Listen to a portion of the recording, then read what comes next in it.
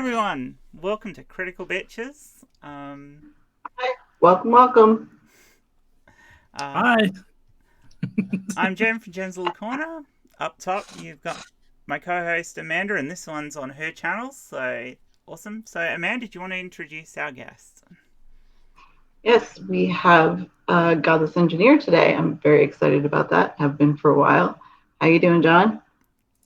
I'm doing pretty good. We're not exactly in quarantine here, but we're trying not to really go outside. So it's been a pretty, I guess, natural thing for us. Yeah.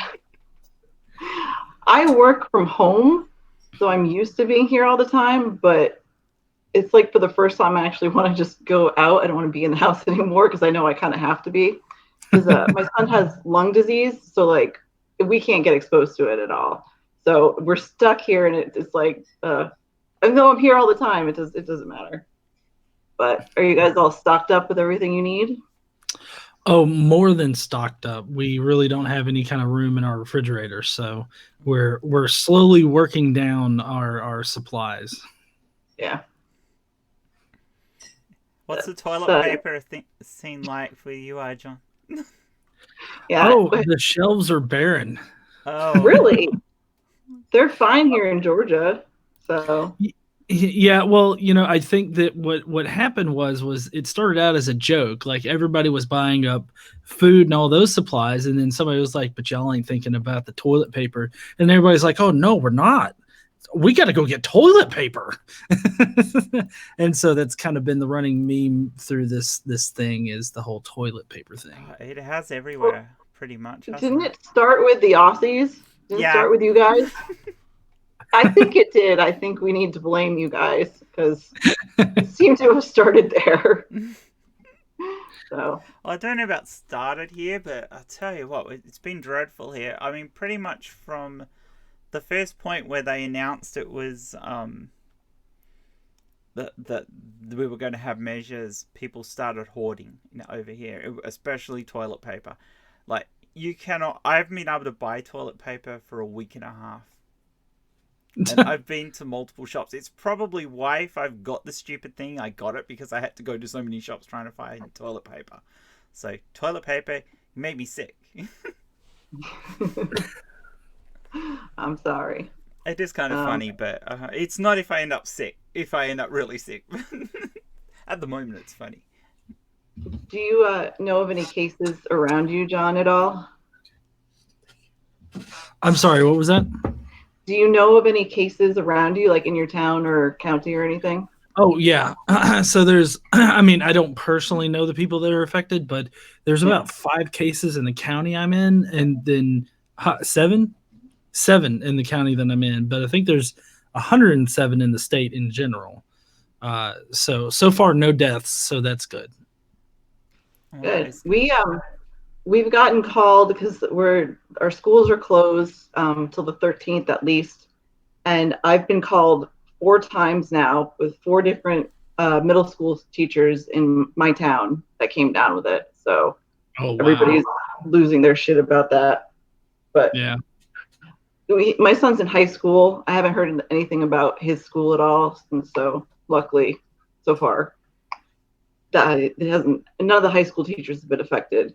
But there are 4 middle school teachers in 2 different schools that came down with it. So they call us every time somebody in the school comes down with it, and it's crazy. Everybody is losing their shit in my town. So yeah. Yet I live on a golf course, and they're all still playing golf like it's every other day. So that's fine, I guess. But well, what about you, Jen? I guess I can stay 2 meters away from each other if they're on a golf course. And you can make sure somebody stays away from you with one of those sticks in your hand. They did close down Mar-a-Lago. Oh, did they? Close it down. What? Oh, did they?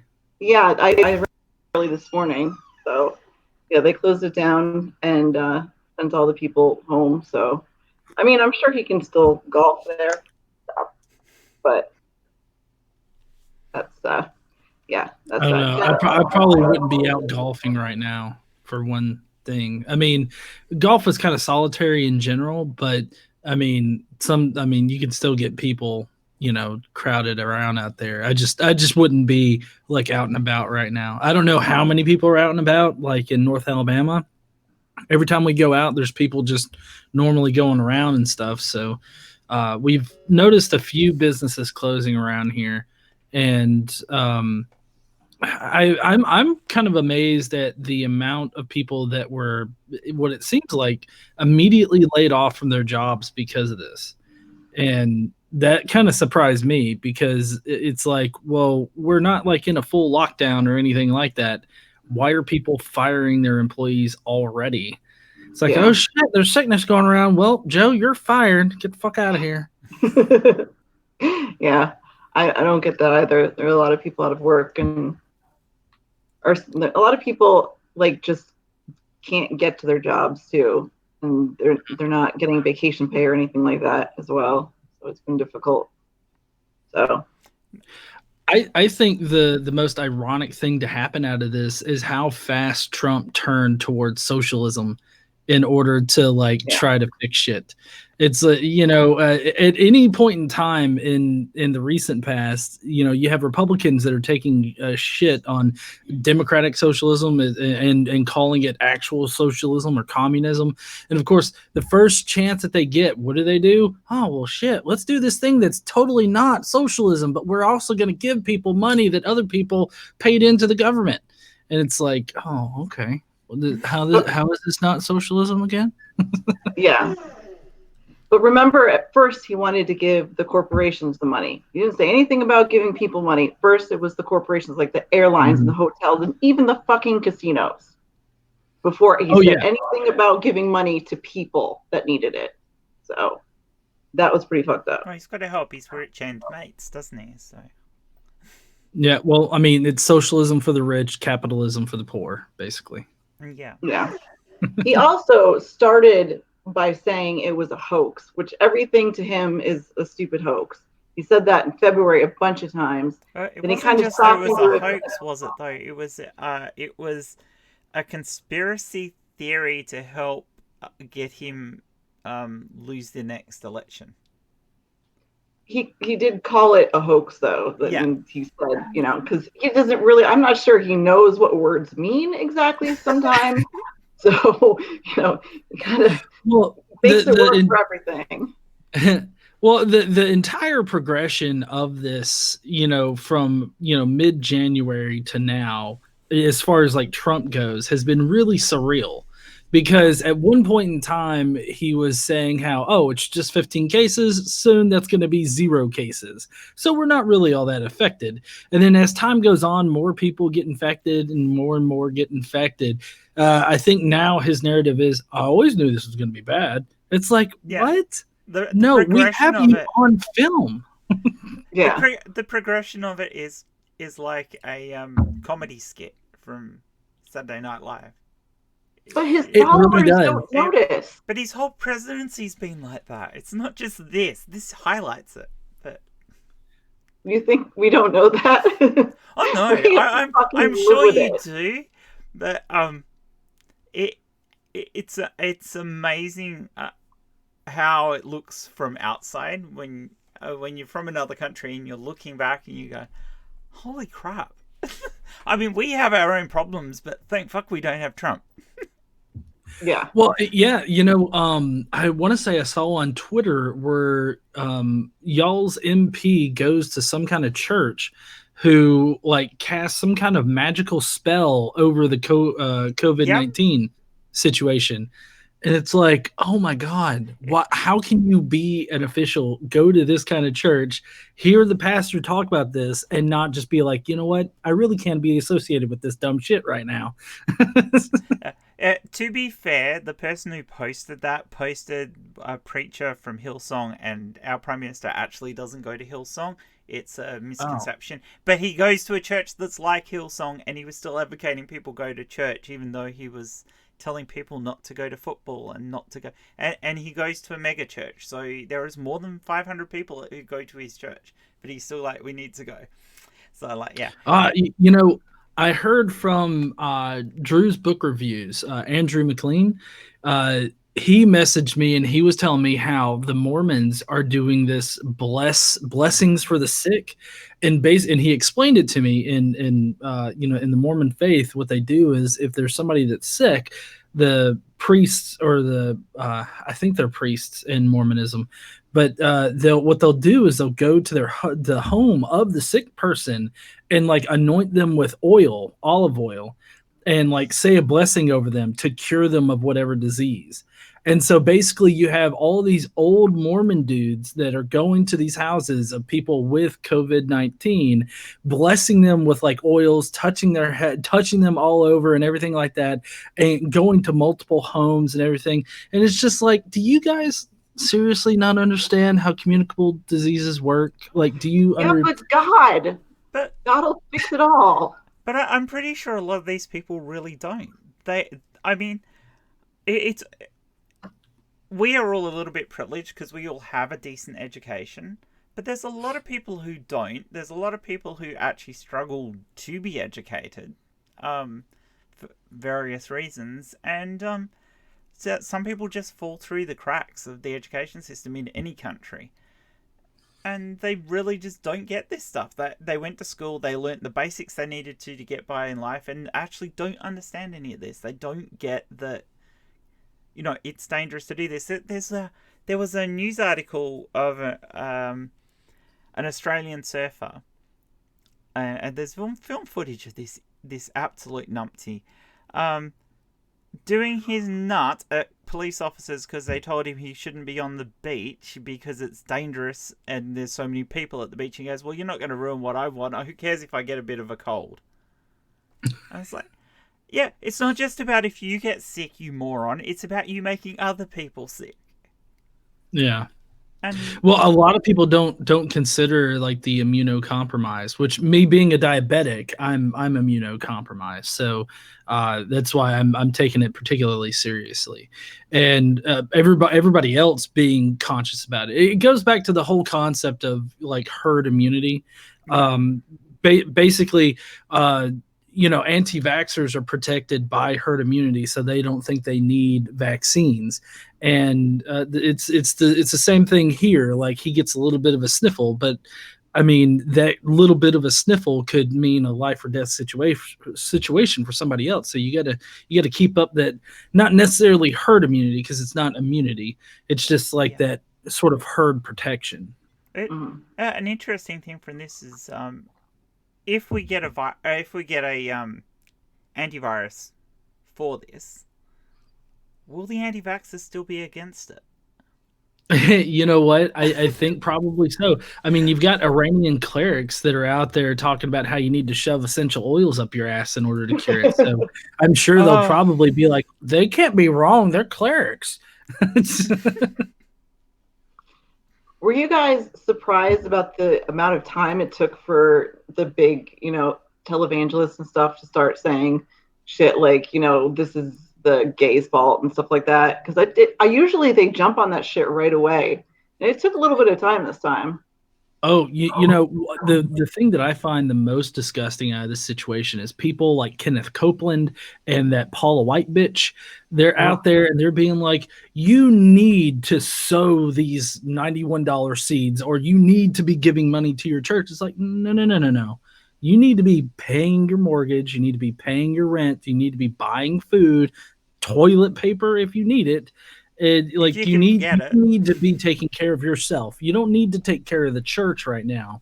You really got to be concerned about yourself. Exactly. Well, Paula White specifically said, if you only have enough money for one or the other, send it to us instead of sending it for your heating bill. Mm-hmm. So, what? Really? Yes. Oh yeah, she said that she made the case in one of her sermons that like if you pay like your heating bill or your electric bill first, then you're worshiping them as God, basically, is what you're doing. And so she was trying to use people's, adherence to their faith in order to convince them to keep giving her money. Yeah. And that, I don't know if you know this, Jen, but she is the spiritual advisor to Trump. So she's I knew that. Okay. Yeah, she's the fucking worst. She's awful. Yeah. Oh, I can imagine worse. You could have appointed someone like SJ. Yeah, I guess that's true. I'm still blocked by her, by the way. That's why every time I respond, I take a screen capture for you. I can't see She it. still hasn't blocked me though. Which She hasn't amazes me. I've been a pretty big critic of hers, and I don't know why. Any time it comes up that I have to like make a video where she's in it, like I think the last time was with the G-Man thing. I've replaced her with Voldemort, and I wouldn't say her name. So I don't know why she still hasn't like blocked me. Yeah. Well, It took me a couple months. I went from like just telling her off to trying to, argue with her rationally, to then telling her off again, to finally giving her like actual facts, and like that she just blocked me. So like, okay, fine. But she sucks. And oh, go ahead. Go ahead. I was just gonna say, Critical Cripple in the comments, live comments, said that SJ doesn't block people she thinks can help her, so she almost never blocks big YouTubers. But see, that's why I don't understand why she hasn't blocked me, because I won't directly respond to her, and if I do have to respond to her, then I block out her face and her name, and I won't even say her name, and so it really puzzles me, because there's no way that I'm helping her, but yet she still has me unblocked. Or she still has me unblocked.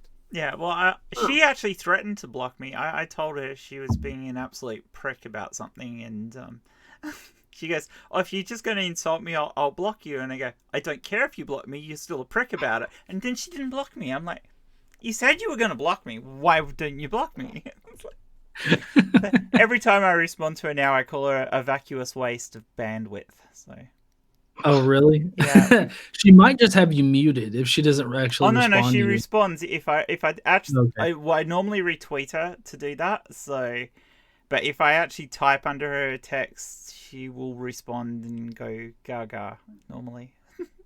Oh. Yeah, she gets really upset about it, but.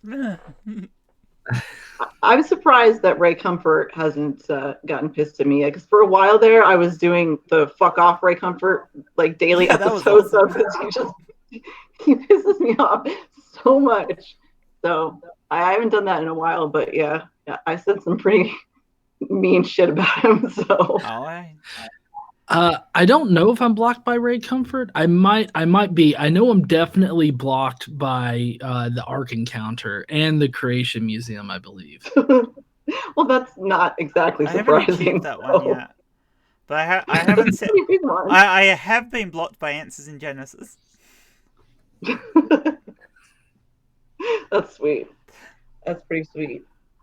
Okay, so I was gonna just ask you, since I'm pretty new to the community, I don't know everybody's past and stuff, how you got into this, being an atheist activist.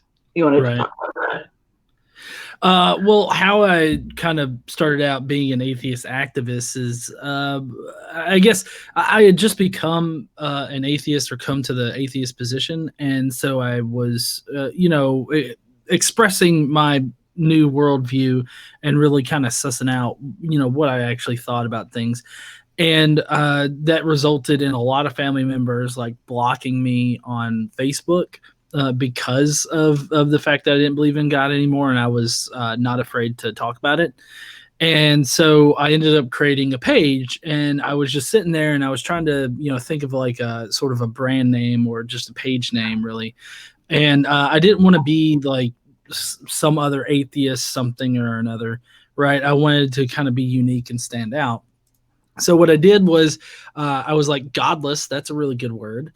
And then what else can be used to describe me? And I had just gotten my master's in software engineering. So I'm like, Godless Engineer. Like, engineer was like the biggest thing since since a little bit after I graduated high school and I went to college, because I decided that I was going to be an engineer pretty soon out the gate.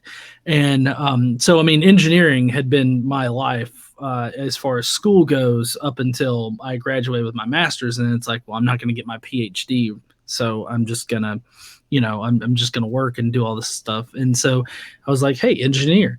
And so I came up with Godless Engineer. I created a Facebook page for it, and I just started posting images that I would create. And it just kind of grew from there. I know at one point my page was really blowing up pretty big, and I think when I stopped focusing on Facebook, my page had grown to about 130,000 or so. Wow. I know at one point it was 133, but I think it might be 132 now. Facebook's not really a good place for like pages and stuff like that anymore. It used to be a lot bigger, a lot more focus on pages, but now it's really hard to make any kind of traction on there with that. So, but before Facebook started to shift its focus away from pages, I had started doing the whole YouTube thing, and I wasn't really doing anything all that I guess consistent, and it was just videos here and there. And then about 4 years ago, maybe, I started kind of going a little bit harder at it, more consistent. And I think a couple of years ago, I started doing just about everyday content.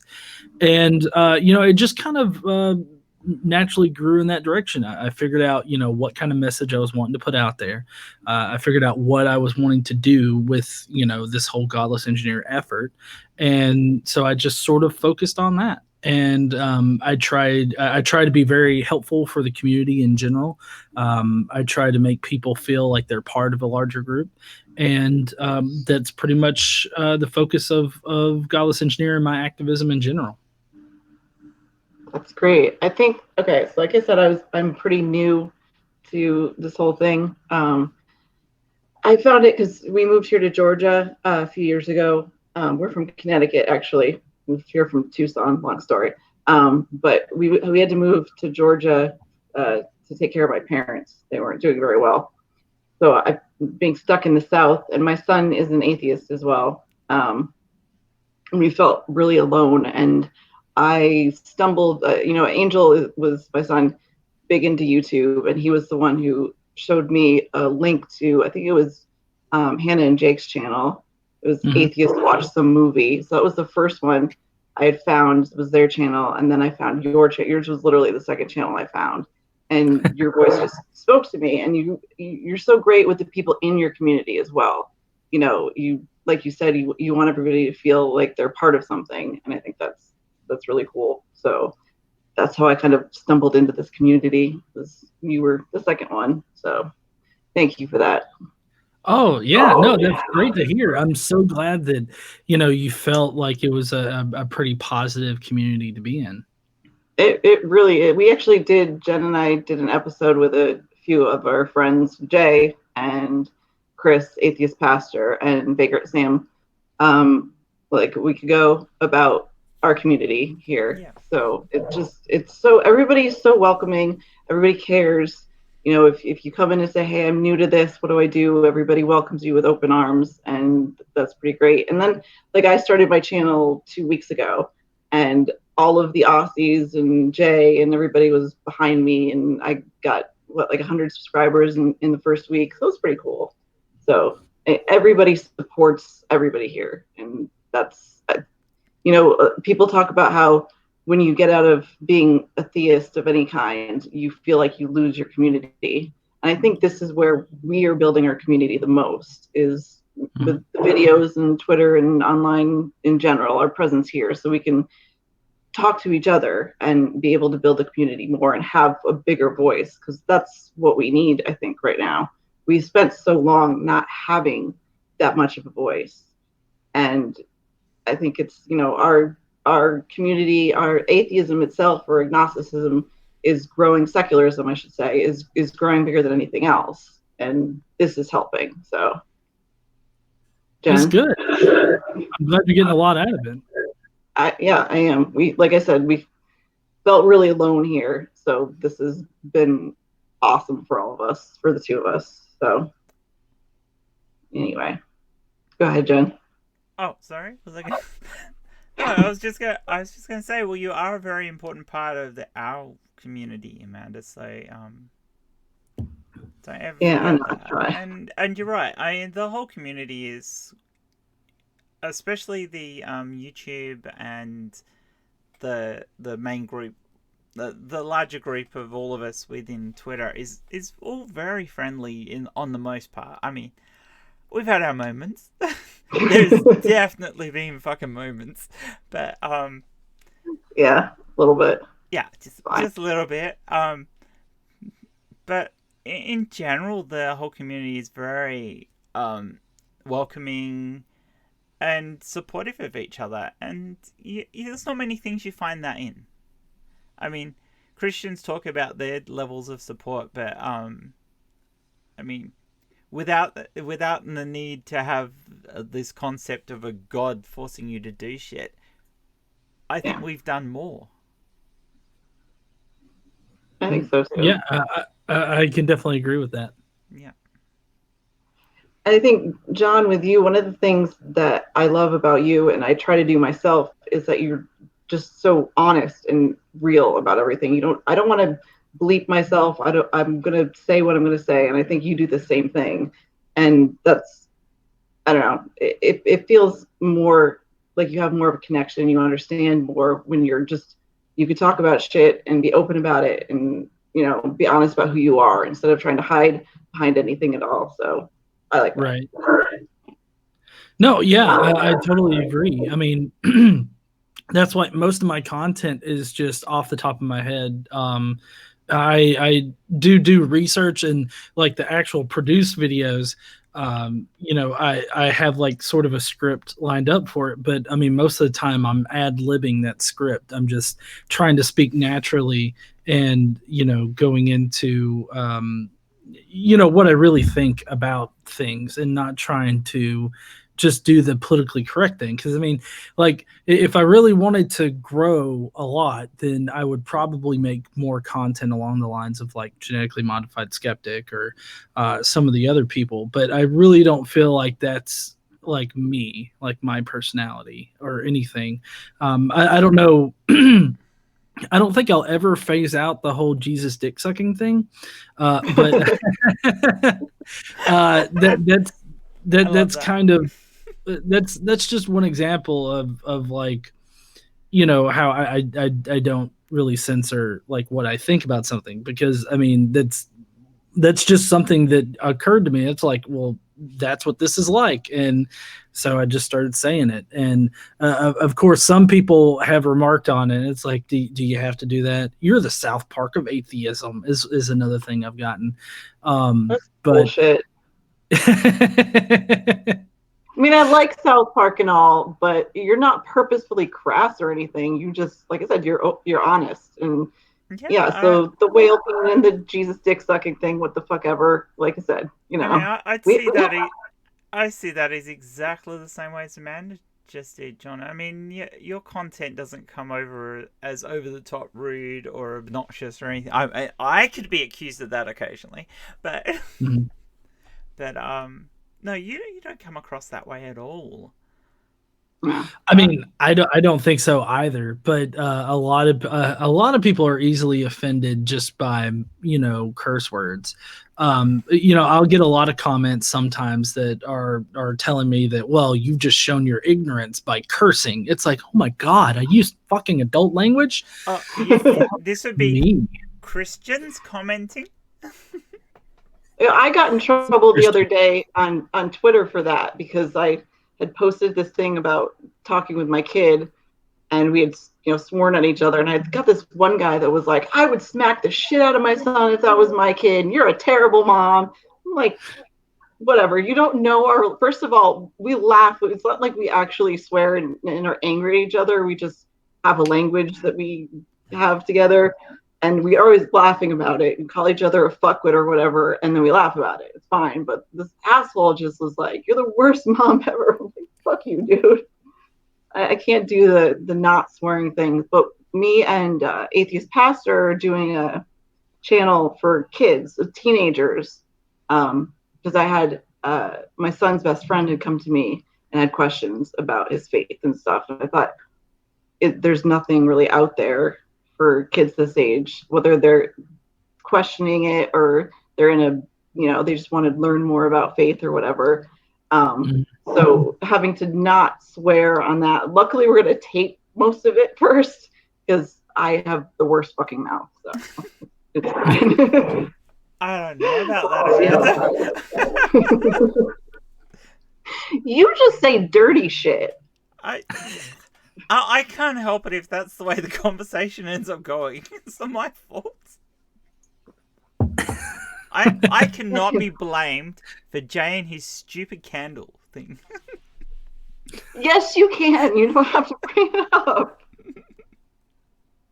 Anyway, so John, you have a lot of like series on your channel. For me personally, my favorite is when you argue about the proof of Christ's resurrection. Those are my favorite ones. What are your favorite series that you've done? Well, I would have to probably put my favorite one at the top of being the mythicism, which kind of plays into the resurrection, I guess, a little bit. Those kind of cross paths. But the mythicism would be at the top of my list just because, not a lot of people hold the position. And it's always interesting to get into conversations about it because the person on the other side will realize, how much they really don't know about the history of Christianity, or anything about like the first Christians. They'll say a lot of things. There's a lot of misconceptions that go around, like the idea that Paul and Peter died martyrs. There's nothing reliably in history to support the idea that they died as martyrs. So like a lot of people say, well, they wouldn't have died for a lie. It's like, okay, well, they wouldn't have died for a lie. They sincerely believed it to be true. They didn't make up a lie about their faith or anything. So it really, it holds no, it doesn't really speak to the truth value of the faith for them to have died, for the faith. And a lot of people don't know that. Like a lot of people don't know that Acts is most likely historical fiction. A lot of people say that that they think Acts was written a lot closer to like Paul was writing, and there's just a lot of historical misconceptions that go around, and I like being informed on things and critically looking at the evidence. And so that's what led me to the mythicist position in the first place.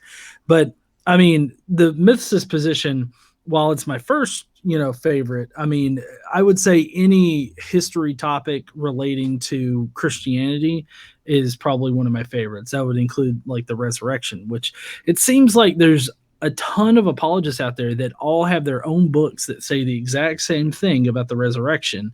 And then you have Christians that parrot those exact same talking points that every single one of these apologists have. I mean, J. Warner Wallace and Lee Strobel are basically the same person, just different avenues of how they came to their position.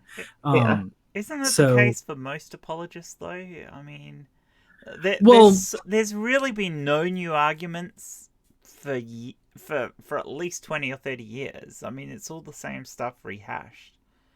Oh yeah, it definitely is. And because like last night I reviewed that one video that was supposed to be a new argument for the existence of God, and it was just a repackaged watchmaker argument. And it's always the fucking watchmaker. I hate the watchmaker argument so much. It is the laziest argument. Yeah, which I actually had, because I've been posting a lot on TikTok lately, and what I'll do is I'll take portions of my content that I put on YouTube and I'll cut them up into like 15-second pieces that are just really bite-sized bits of information, and I'll use that on the YouTube stories, the Instagram stories that also gets piped over to Facebook stories, and then also on TikTok, right? And so there's this one guy on TikTok who was like, who just basically said, you haven't done the research, you're not intelligent enough to understand the arguments for God's existence. And he's like, he called the teleological argument, the moral argument, and the cosmological argument scientific proofs for God's existence. And I'm just sitting there like, I don't think that you understand that those are philosophical arguments and not scientific ones. Yeah. A lot of people confuse philosophy and science. Yeah, which there is a philosophy of science, but the philosophy and like the scientific proofs or scientific theories that we have, those are two very different aspects. The philosophy of science would be like, how do we do science to figure things out in reality, whereas the actual science portion is the more the physical, like the method of doing science. So there's a pretty big distinction between the two, but it amazes me how headstrong some of these people are, and they automatically think that I just don't know what I'm talking about. And then we get into conversations, and then I start bringing up all of these different things they hadn't even thought about, and it's sometimes it can be hilarious. That actually brings me to my next question I was thinking about was, do you notice when you argue with apologists that they always end up saying in the end that they won that argument? Oh, yeah. No apologist has ever lost an argument, because they always just assume that they've won the argument. And it's pretty much the gauge that they use is that whether or not their audience was convinced by your argument. And I've run across a number of people that are like, look, if you just read the comments of this apologist video that when you were on their channel, obviously you're wrong about this. It's like, oh yes, all of the Christians agreed with the Christian apologist whose channel I was on debating a topic about Christianity. Obviously I lost. And it's really ridiculous when you have somebody who just automatically crowns himself the winner. I don't know if you guys have heard the pigeon analogy before. Basically, arguing with an apologist or a creationist, either one you want to use, is a lot like playing chess with a pigeon. Basically, they'll just knock all the pieces down, shit on the board, and fly away thinking they won. And that's pretty much every single like apologist, discussion, debate, or creationist even debate or discussion. It just that they always think that they've won and they've got a gotcha, and they declare themselves a winner. Same attitude you get from flat earthers. Yes, I have to argue with a flat earther, and I'm not looking forward to that. And I have to be nice about it because it's a good friend of mine's friend. Oh yeah, he's like, I know he'll be gentle. I'm like, have you met me? Yeah. But that's fine. I think it was Paul that said, if we don't have the resurrection of Christ, then we don't have Christianity.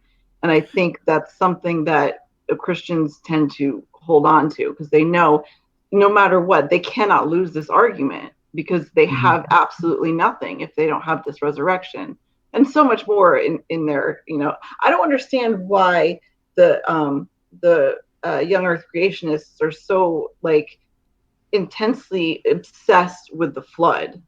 Like that's more important to them. Genesis itself is more important to them than Christ and the resurrection and everything. So they really glom on to Genesis, and I don't get that. So. Well, you see, this is the problem with like New Testament scholarship, and I guess that particular area of apologetics, the creationist area of apologetics, is that they're all either contractually obligated or obligated by their faith to believe in it. Because the passage that you pointed out there, where Paul says that if Christ hasn't risen, then our faith is for nothing. That's a really good example of how they're like obligated by their faith to believe that Jesus resurrected. So that's why I always really am skeptical of anybody that's like, well, have you read this New Testament scholar? It's like, oh, okay, who's the scholar and is he a Christian? Because on this particular instance, that bias has a lot of effect, and a lot of people want to call like a genetic fallacy on that particular argument, but it's not really a genetic fallacy when you're like obligated by your faith to come to the conclusion that Jesus resurrected. A lot of people want to act like they're being objective about it, and they've objectively come to the conclusion that Jesus resurrected. But in reality, they are obligated by their faith in order to believe in the resurrection, and so they always make these really bad arguments. Like one particular argument is the criterion of embarrassment, and that's for the empty tomb, and this would be the resurrection argument, basically saying that, oh well, they were embarrassed by the fact that the women found the tomb first, and so that means that the tomb really was empty because it's an embarrassing fact. But what they don't tell you is that it really wasn't embarrassing, and there were multiple chances for them to change it. In fact, in the 2nd century, Mark had a longer ending tacked on to it because of an actual embarrassing fact of no post-resurrection appearances, like to the women or to the apostles. Or I guess they would have been disciples at that point. And so a 2nd century Christian who was embarrassed by that fact, went in and added a longer ending to make it corroborate the other gospels that were going around at the time. And so, like, we have instances of actual embarrassing facts, and they are like being changed later on in the text's history. And so it really doesn't make a lot of sense for the women finding the tomb to be empty. A lot of times they'll say that, well, women weren't trusted in a court of law, therefore it was embarrassing for them to find the tomb empty. But it being in a court of law is different than, the women finding the tomb. Right. So, I mean, that's not really an equal situation to compare them to. It doesn't mean that one was embarrassing just because they didn't, like, quote unquote, trust the testimony of women. When in fact, in Josephus, you find women's testimony were regularly used. So it doesn't really seem like it was all that embarrassing or anything like that. But apologists will only come at you with like the bare facts that only support their position. And then you're expected to just immediately accept it. And this is something that I've covered, like when I talked about Mike Winger. What they expect you to do is ask questions, but immediately accept the answer that they give them. Otherwise, you just don't want it to be true. And that's usually what it comes out to be from their side, is that they think that you just don't want it to be true. It almost goes back to a presuppositionless position, doesn't it? Where you don't want to believe because you don't want to believe. And we know you're wrong because our God tells us you're wrong. It's almost back to that the fool in his heart says there's no God. So Yeah, I really think that it does come back to a presuppositionalist mindset with it, because Mike Lacona, I mean, he exposed that here recently on a stream on Woody Memes channel, that basically, unless you presuppose that a God exists, then there's no way that you can get to the resurrection of Jesus, is what it boiled down to. And so I really think that that's what most apologetics really boils down to, because all that you really have as far as evidence goes for the faith is magical events happening. And we just don't have any evidence to suggest that magical events actually happen in reality. So until they can prove that magic does actually exist, and that's, and like blood magic in particular is real, I really don't see how they could have a solid argument for their God. I love the we had an apologist arguing with us this morning. Oh, well, my morning, or last night, Amanda, didn't we? Who's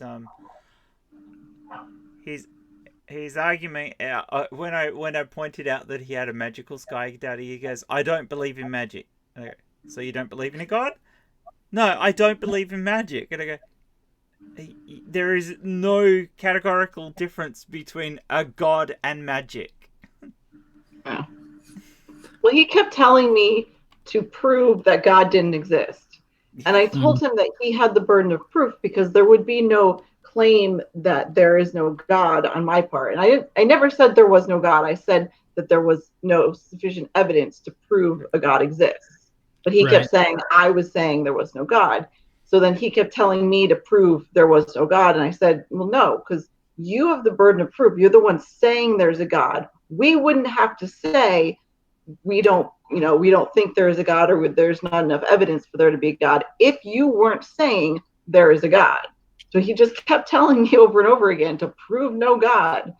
And I'm just like, it's fine. So. Yeah, see, a lot of like, I guess, online apologists will try to paint you into a corner of trying to prove that God doesn't exist, and I think that you handled yourself well in that particular exchange, because yeah, you're not trying to prove that God doesn't exist. You just are unconvinced, of their position, and so it's on them to provide convincing evidence, and it's not your fault that their evidence is just not convincing. Yeah, it was a interesting really exchange. So. Yeah, well, I mean, in the end, I said, well, you're not actually saying anything convincing, and you're not refusing to offer any evidence, so I'm muting the thread. Yeah. Like, well, what's the point in talking to somebody who doesn't actually want to have a proper discussion? Well, it was just the same thing. Shit, sorry.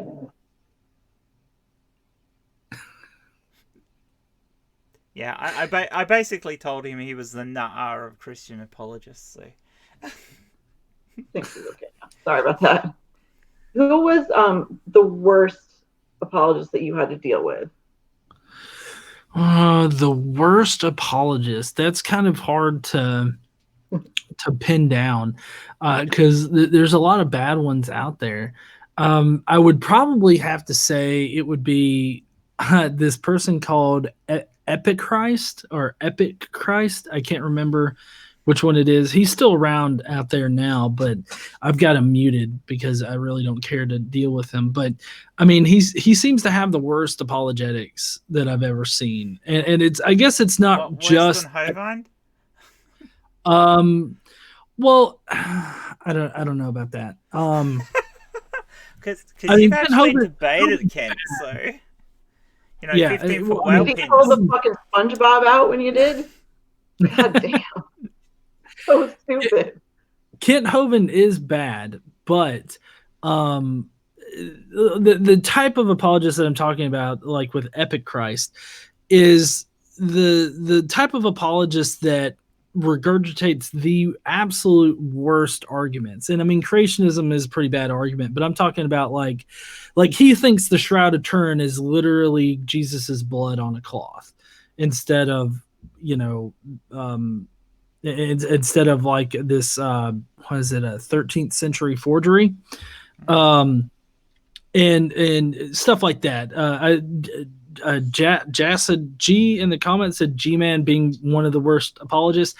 I would lump G-Man in the category of an Epic Christ type of apologist, because he uses the worst apologetics out there too. Yeah, he really is. I don't ever want to. I'm not a big debater. I'm not a great speaker when it comes to stuff like that. So I wouldn't debate with someone except maybe G-Man. I would take him on in a second. Because he's just maybe you should do Darth Dawkins, man. No, that is Chris's thing, and I'm not dealing with that motherfucker at all. So no, thank you. Yeah, Darth Dawkins seems to just be a huge pretentious dick, like a lot of the times, and I mean that would really get on my nerves too. The attitude is kind of what grates at me more. Oh yeah. And he goes out of his way to just piss people off. That's part of his. That's part of his shtick. He's like, okay, let's find something that I know is going to piss you off, and I'm going to go at it over and over again. So it's like, no, fuck off. Well, we have this thing with atheist pastor on Fridays. It's early Friday morning here, but it's Friday night for them, so they call it Friday Night Six Pack. And he just starts talking like it's 5:30 in the morning on the East Coast when it starts. So I don't know where he is. He's onto it, but he kept coming on like it's just a chill thing. Usually it's just us friends, atheists, talking about shit. They get drunk. It's early in the morning for me, so I don't. But we just chat and have fun. But he felt the need to come into the chat and just talk shit for like weeks. It was ridiculous. Like no reason. Like if we had been discussing something that, he could have debated about or whatever, then fine. But to come in when we're just chatting as friends or whatever and be a total dick about it. So then Chris ended up debating him, and it was Shit show. it was interesting. It was Say brilliant. the least. It was. It really was. Chris just took him totally off his game. It was a great tactic. He started the whole debate with, "I've converted to Hinduism." And Jay was the moderator, and he knew it was coming. So I don't know how they kept a straight face for it. No, I don't either. So yeah, that was that. Is there any apologists that you feel like you even get along with at all, that you're okay with? Oh, well, I know me and Braxton Hunter, which if you guys don't know Braxton Hunter, he's wanting to say that he teaches at a seminary school somewhere, Trinity University, I think it is. But he and I get along pretty well. We kind of started off on a bit of a rough footing, but we've actually come out of it, and we talk on occasion, and he understands my position and where I'm coming from, and I mean I understand his position. I've even had cordial conversations with G-Man. I'm pretty easy to get along with and talk to. It's just some people think they know me and they really don't kind of thing, and so they make all of these assumptions and stuff about me when it's really not warranted. I get that. I do. Jen, what? Well, no, nothing. Are you awake? I am. I mean, like, it's 5:00 in the morning and I have not slept yet, so. Yeah. So I was raised Catholic in an Irish Catholic family. Do you know anything about Catholicism at all? Oh yeah, I grew up Catholic. I went to Catholic private school until I was in 4th grade, and then we left. I left the Catholic school first, and then later on we left the Catholic Church in general. But that was because of family issues. My mom got divorced from my dad, and then she left the Catholic Church and became Protestant, basically. She kind of bounced around different Protestant churches, and I mean, I was not Catholic anymore either. So, my uncle is a Monsignor in Austria. My mother is still very into it. She hates the fact that I do this. I mentioned the word atheism and she freaking cries. It's ridiculous. But she knows that Angel is too. The thing with Angel is that she thinks this is something I forced on him, but I didn't. I didn't tell him about my faith at all when he was really young.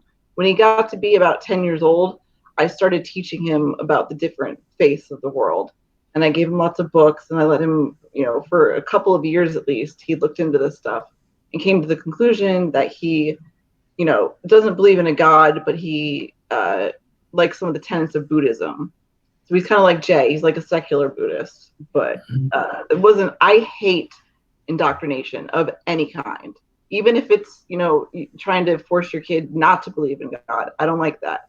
I would rather, and plus, when you start really young and you're telling 2 and 3-year-olds, to do the right thing or you're going to hell, and so this is what's built up in their mind. I have nephews that are so thoroughly indoctrinated. It's disgusting. They think that my son and I worship the devil because we're atheists, because they don't really understand what that means. Yeah. They read the scripture every night, but it's only certain they pick and choose the best parts of the Bible. I'm sure they've never read certain parts that are iffy or horrible or contradictory at all. So, and my brother is a deacon in his church. I reckon a good 80% of Christians have never read the whole Bible. Oh no, absolutely not. Well, I mean, that's why Casey and I are going through the Bible on our channel, because I mean, we've read the Bible before, but we felt like going through it and having it recorded and put on YouTube and whatnot, it could potentially, anybody that's not wanting to actually read the Bible themselves, they could, listen to the podcast and, get the actual Bible in chronological order and in supposed to be, bite size for podcasts, bite-sized portions that you can just listen to for like an hour a day or something like that, and you'll be able to get like the general gist of it. And we try to have fun with it and try to make it to where it's not so dry and everything. So because I think that if you're going to criticize the religion, you should probably know what the religion says, and so that's kind of our thinking about it. It's funny when Christians tell you, just go read the Bible and you'll understand God and you'll become, religious again or whatever. It's like, but I haven't. That's kind of the reason I not into religion. I'm not saying I became an atheist because of the Bible, but there's too much wrong with it, too many contradictions. God is not really a good person, or not person, he's just terrible, especially, in Genesis and stuff. So fuck it. Oh. But to be told every time, oh, you don't know the Bible, just read it. No, I fucking know the Bible. Trust me. Yeah. I've read it through a few times. So. God is a complete prick in the Bible. I mean, any decent reading of the Bible, and you've got to go, hang on, this God person is absolutely horrible to his supposed creation. But the devil person, the only thing the devil person actually wants is for the people not to worship the God person. The devil also pretty much gave us wisdom, knowledge. Cause, so who's the good guy in this? Yeah. The good guy in the book is Satan. I can totally understand why people would become Satanists. I mean, I don't believe in any of it, but wow. If you give it a good, proper reading, God is the bad guy in every way. I mean, look what he does to Abraham, having him like walk his kid up that hill and like he's gonna kill. Like I'm sorry, there is no God, there is no anybody that is gonna get me to sacrifice my kid. No fucking way. My kid becomes before everything and everybody. But God's a complete sadist, though. Well. Yeah, go ahead. So one thing that I like pointing out is how after let's see, what was it? After Moses led the Exodus out of Egypt, they were having to set up their new Israelite nation and lay down all their laws and everything. Well, a lot of their laws concern how to worship God, and if you don't do it exactly right, God gets pissed off. Well, a couple of Aaron, who is Moses' brother, a couple of his sons used the wrong kind of incense, and God shoved fireballs up their ass and caused them to like explode in a ball of fire. And that's just them using the incorrect incense. But, nowadays, God just kind of looks the other direction with like the Catholic sex rings where they're abusing children and all the other bad shit that like religious people do. God doesn't really care about all that shit. If you look throughout the Bible in the Old Testament, one of the main themes is that you have to worship Yahweh, or the God of the Israelites. Like you have to worship him or else, you're in deep shit. And it really doesn't matter about the other bad things that happen. If the other bad things happen, as long as you're worshiping God, he seems to be fine with it. There's multiple examples in the Old Testament about that too. There are often times where they'll mention sort of in passing about how, well, you weren't following the laws of God and all this other stuff. But all of the horrible things that you see in the Bible, like the sexual slavery of young girls in Numbers 31, all of the times that the Israelites raided and killed entire cities of people, all of that was good guys in the Bible. Huh? But they were the good guys in the Bible when they did it. So. Oh yeah, well, all of that is like fine and okay by God. God even ordains it a lot of the times that you have to go and do this to these people, right? And And so God's not really upset by that kind of bad stuff that happens. What he's upset by is when you allow other religions to exist in your society or you worship other gods as well as Yahweh. Yeah. Yeah, you know. That's why I don't understand the moral argument, like for God, about there being like God. You have to have God in order to have morality, because really, God doesn't really care about morality. It seems No. the only thing that God cares about is if you worship Him. And I asked this question on Twitter a while ago about, hey, I'm asking in all seriousness, if you're a Christian, you wholly believe in Jesus as being the way, does God punish you for any immoral action that you do?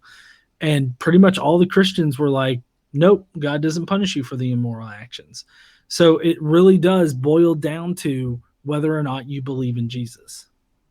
Yeah.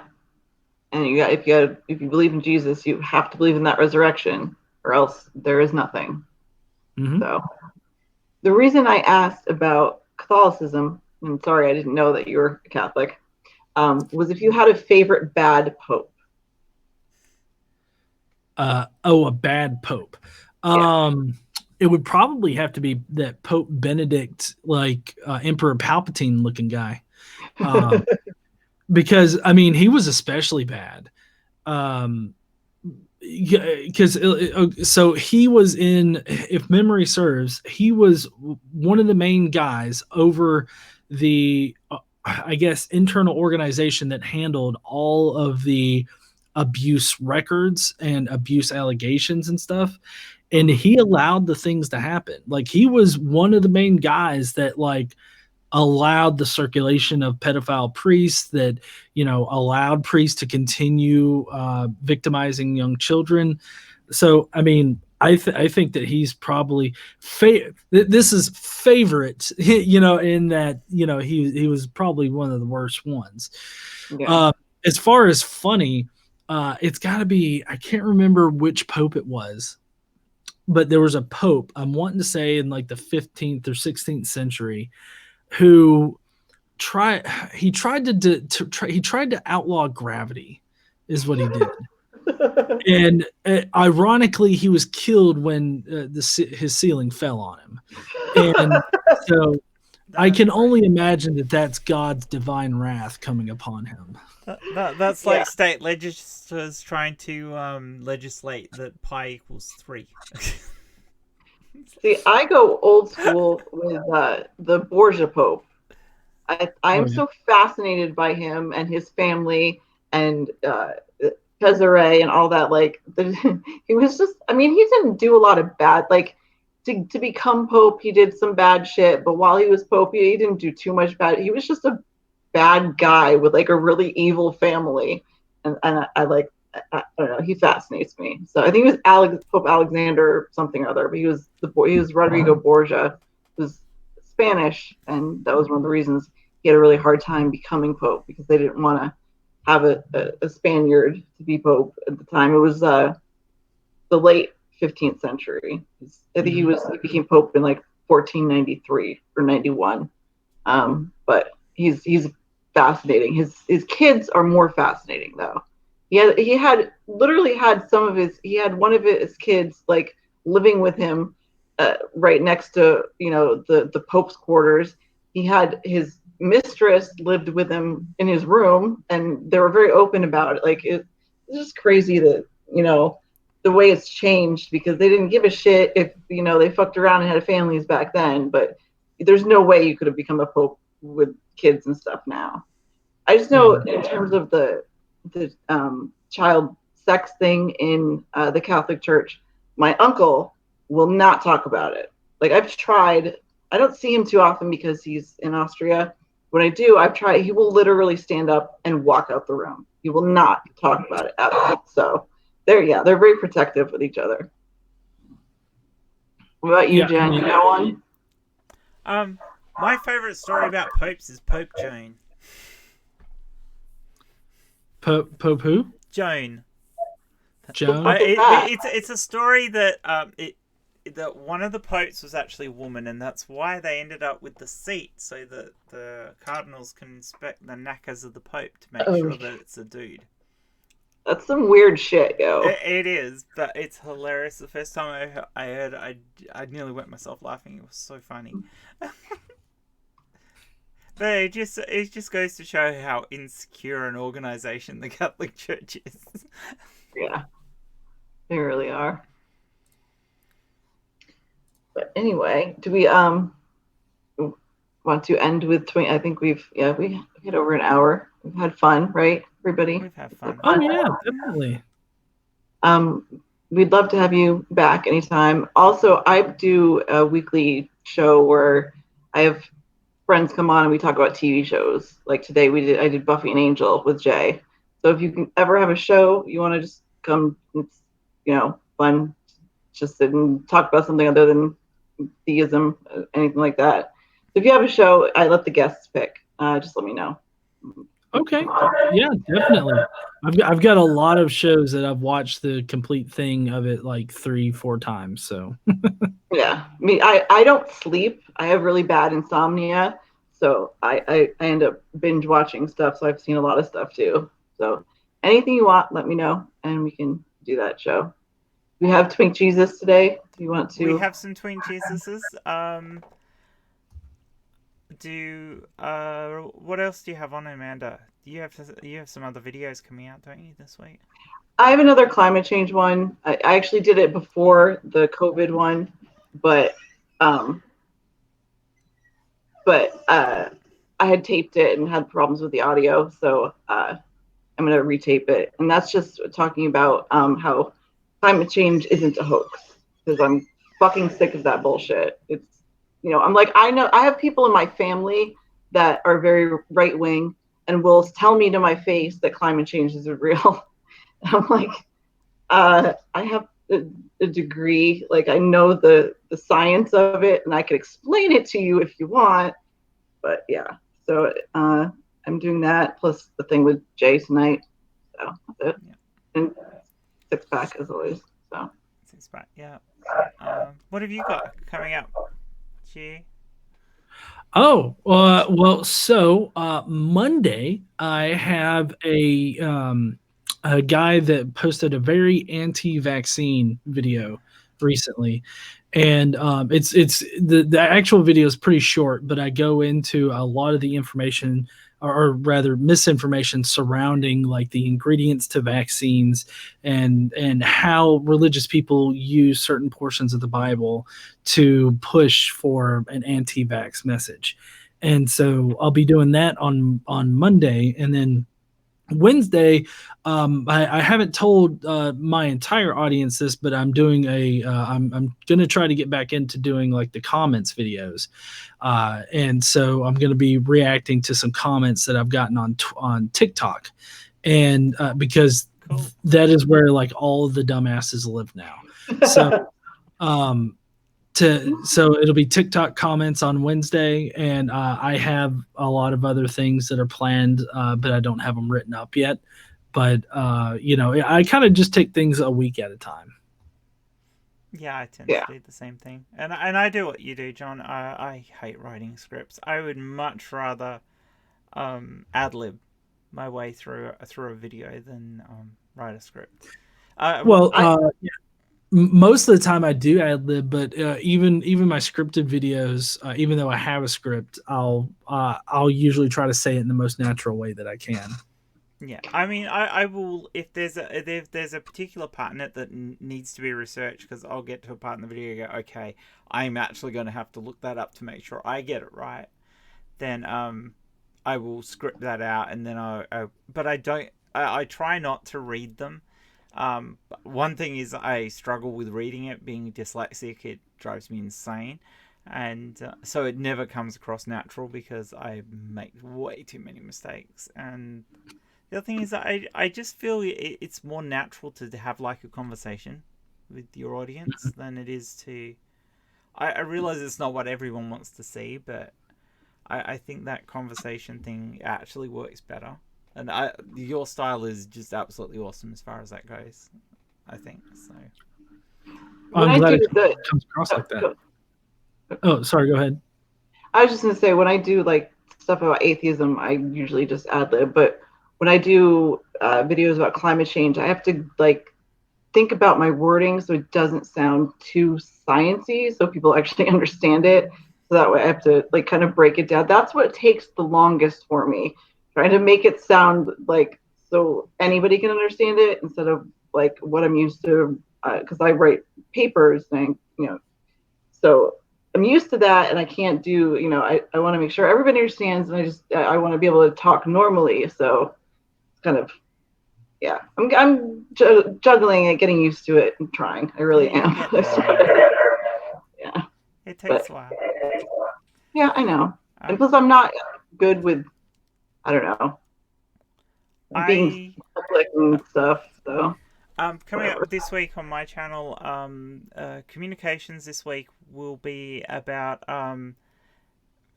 video production with OBS. So, getting a group of us together, we're going to take questions from people in the chat and talk about techniques we use to try and get things working. So, I thought something informative for people, and so that the people in the chats can share the things that we all use, because some of us have spent a lot of time talking to each other, trying to get the most out of what we do, but actually sharing it with people who don't have a lot of experience would be a good thing, and could be a good video for people to come back to later if they're trying to figure out stuff. And so I haven't knotted down the entire group who's going to be on it, so but that'll probably happen during the week. So, and with that, I thank you so much, John, for coming on. And Oh no, thank you guys for having me. It's been awesome being here. Yeah. I really appreciate it. Truly, thank you so Amanda's much. been going nuts ever since she asked you. It's been crazy. Thanks, Jen. That's really fucking nice of you. Well, I hey, love you, Amanda. as long as you guys ask me, maybe a week or so in advance, I'm usually always down for a hangout or something like that, or a live stream. So yeah, you just got to ask if whenever you guys want me to come back on or whatnot. I'll be more than happy to come back on. Cool. That's so awesome. And next time we'll have a topic, I swear. I just figured we'd do it a little off the cuff today, get to know you a little bit, because Okay. I don't know everything about you. So, but yeah, I don't expect anybody to know everything about me or have watched most of my videos. I've got a lot of freaking videos out there. So. 8 years, is it, John, that you've been doing Huh? YouTube? 8 years now? Yeah. So I believe my channel officially started in like 2013, but I didn't really start going hard at it until 2015, I would say. So it's been about 5 to 6 years. years. Yeah. Yeah. Yeah, wow. I did realize there was so you had some videos that were nearly 7 to 8 years old there, but yeah. I do. Like I said, some of the, like when I first had my channel, I didn't really put a lot of work into any of the videos. Sometimes they were just clips of other things that I found, and then when I started doing like actual videos, those were more just sort of one-offs usually. So, Were you already a mythicist when you started doing your videos? I'm not exactly sure. If I wasn't a mythicist, I know we were ending, but I really wanted to know this. No, it's fine. We can talk as long as you want. Yeah. So, I don't know if I was a mythicist at that time, but it definitely was probably very shortly after I started really doing, I guess, more regular content that I knew I was a mythicist. So when I initially started, I probably wasn't, but I eventually came to that position. Yeah. That makes sense. I mean, I don't carist, because I don't think it actually matters whether there was a Jesus or there wasn't a Jesus. If there was a Jesus, definitely wasn't the Jesus that appears in the book. Mm-hmm. So at that point, I don't think it even matters. I mean, itinerant preacher or not, who cares? Well, you see, my concern is like in being the most accurate that I can be, right? I So get that. like what started me along the path was in Facebook groups when people were talking about all these historical subjects concerning like Jesus and the history of the early church. um I found myself talking with other atheists about the historicity of Jesus, and I'm like, surely we have like evidence outside the Bible that definitely suggests that Jesus existed. And so I started looking into it, and I really just did not find any good solid evidence for it. So I don't feel comfortable saying Jesus existed in history when there's really not any supporting evidence to suggest an itinerant preacher started a movement that eventually became Christianity. I mean, there's a And lot more evidence to suggest that Paul was the real start of Christianity. well, I mean, the Christianity that we have now is definitely Pauline, but I think that Paul was just one particular voice amongst a whole chorus of different voices about the Messiah of Judaism. And really, that's what Christianity is about. Christianity really isn't about Jesus, right? Christianity, even by name, is about the Messiah of Judaism. And everybody's different ideas about that. And that's exemplified in the different gospels that exist, because all of them teach different things and have different versions of the events that supposedly happened. Yeah. Yeah.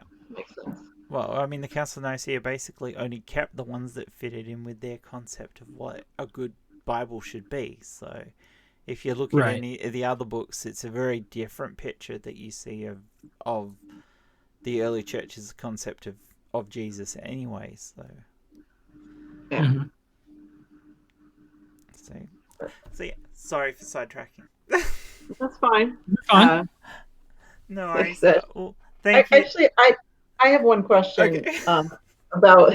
Sorry, Math Pig actually brought this up to me, and I'm wondering about it now. Something about a peanut butter drive for a church. What does that mean? The peanut butter drive? Yeah, tell us about that, because I have no idea what that is. All right. So it wasn't this past year, but the year before that, I was on Facebook and I found my local news organization had reported about how there were peanut butter drives going on for Haitian orphans, right? And so I just get the idea like, hey, why don't we use one of the live streams to raise money to buy, peanut butter? And we would tell people on the stream that, hey, any of the donations that we get tonight, we're going to use to buy peanut butter with it. And we ended up raising over, what was it? We raised over $800. Wow. Maybe it was closer to $1,000 to buy peanut butter, and we ended up buying 800 pounds of peanut butter. And we loaded it up and we took it directly to the guy's house that was kind of organizing the entire effort, and we dropped it off. And so we donated 800 pounds of peanut butter to Haitian orphans a couple of years ago. So that's pretty much the story in a nutshell. Oh, okay, that's really it was awesome. actually brilliant to watch. The stream was amazing. You raised so much money. It was outstanding, and it's a prime example of what I was talking about before, of what we as a community can do that just blows my mind when you compare it to what most small Christians do. And Christian charity is weird. Christian charity tends to be about other Christians. Mm-hmm. Yeah, it does. And it's not for all churches, but for a lot of them, it is a very selfish thing. It's not what I would consider charity. Well, yeah, so that's why the peanut butter drive was kind of appealing to us, is because we were buying something that others could use and not just ambiguously donating money to like an organization. So I noticed, who was it? Was it somebody in the comments talked about, Jassa. He said that that's a hell of a ton of PB&J sandwiches. But what they actually use the peanut butter for is these Haitian orphans are oftentimes not able to get enough of the protein that they need. And so they use peanut butter in order to make sure that the kids get it. So what they'll basically do is they'll get like 1 spoonful of peanut butter a day.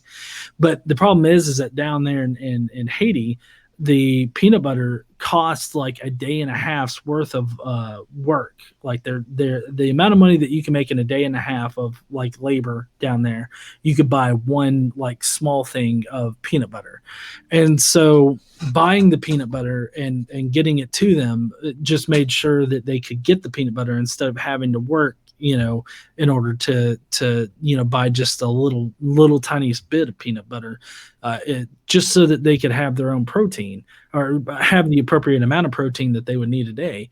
And so that's the reason why we were fine with buying peanut butter and not just donating money.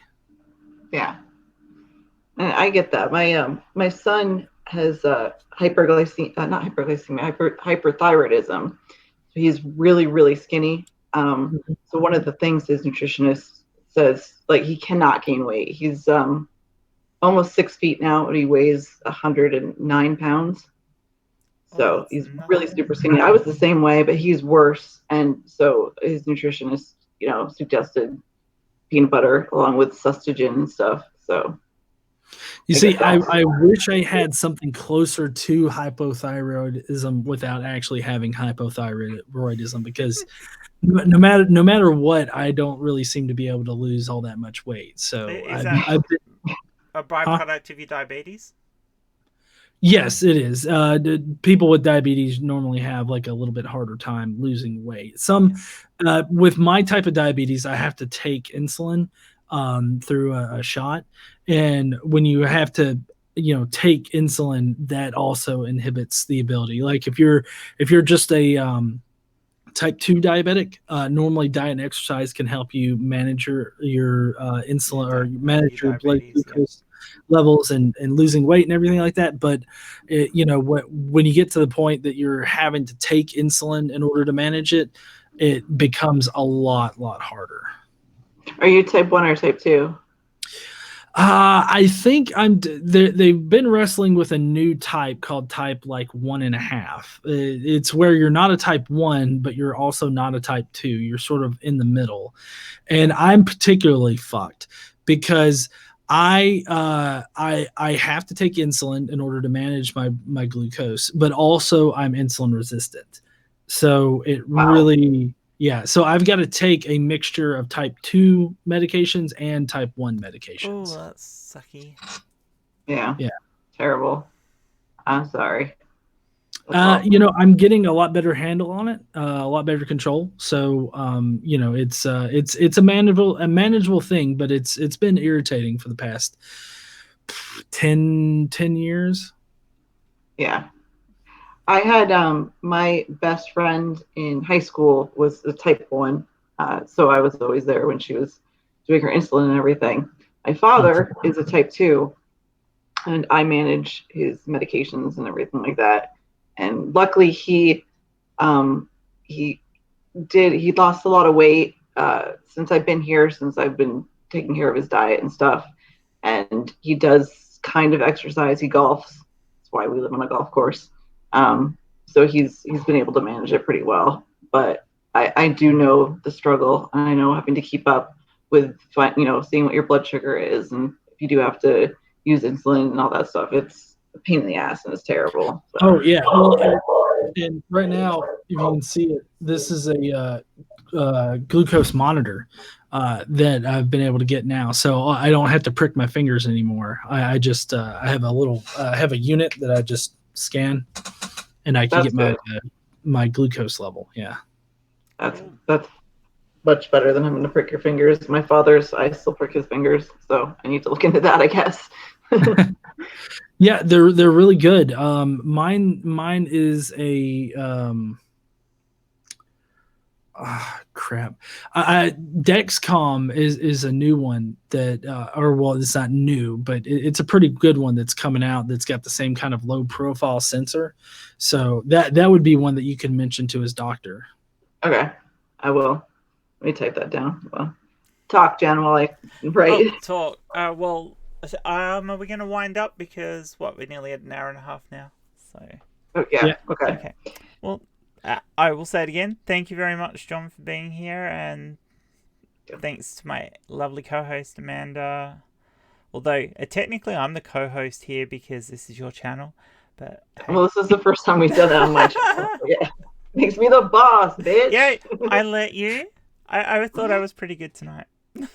You were wonderful. Was it really tired? You didn't overtalk me nearly as much as you usually do. Yeah, you're getting braver too, which is a good thing. I try. So, yeah.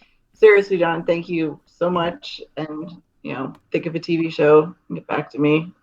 Thank you everyone for coming. I'm really happy you came. Everybody who watches later, that's great too. Please like the video, subscribe to Amanda if you're not already, subscribe to me if you, or at least go check out my content and see if you want to subscribe to me. And I mean, I'm pretty sure everyone here is subscribed to John, but if you're not subscribed to Godless Engineer, why the hell aren't you subscribed to Godless Engineer? Yeah. That would be pretty crazy. What are you doing with your life? Yeah, what are you doing?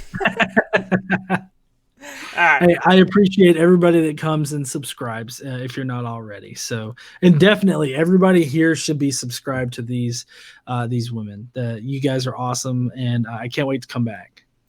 Thank you. Thanks. We'll definitely have you again, and with the topic, I promise. Thanks, everybody. We will catch you next week. Who do we have? Oh, we have Math Pig next week. Yeah, so which channel? We'll do it on mine because I've had 3 on my channel so far. So yeah, we'll do the next one on yours, and then we'll get back to going backwards and forwards. Yeah. So everybody come back next week and watch us with Math Pig, and we'll see you all then. All right. Thanks, everyone. Bye.